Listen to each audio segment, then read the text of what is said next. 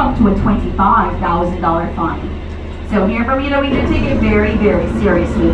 But as we should, because the coral reef system is actually more important to us than we actually think.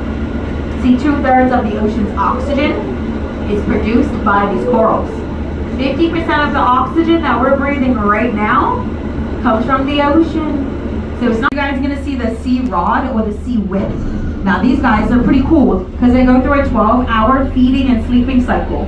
So they feed for 12 hours, then they sleep for 12 hours, then they feed for another 12 hours, and then they sleep for another 12 hours. Sound familiar? Yeah, like some of you guys on your cruise ship right now. Now when they're feeding, they're gonna look thick, brown, and fluffy, like an oversized cattail. And when they're sleeping, they're gonna look skinnier, smooth, and grayish and purple in color. Now you're not gonna find them all feeding during the day and then all sleeping at night.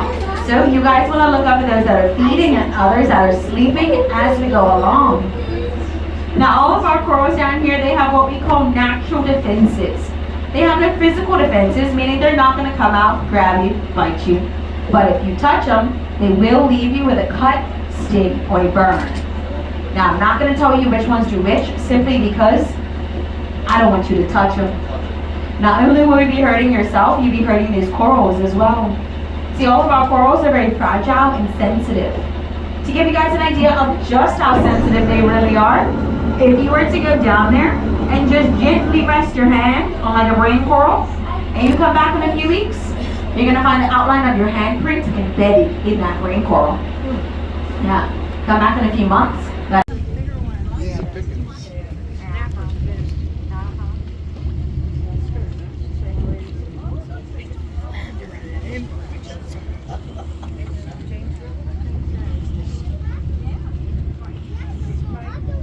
And lastly, you guys are going to see Bermuda's most aggressive fish. This fish, not scared of people, so they will come up to you while you're swimming. They're not afraid to go all up between your legs, even up your shorts. We call them, the same ones I just told you about, the chubs and breams. So, chubby! This next one's going to be smaller in size, silver in color, and they're going to have a perfect black dot on either side of their tail. That one is the Bermuda bream. Now this next one, some of you might be familiar with, the snapper. Anybody heard of or eaten snapper before? Delicious, right? We're gonna see two different types.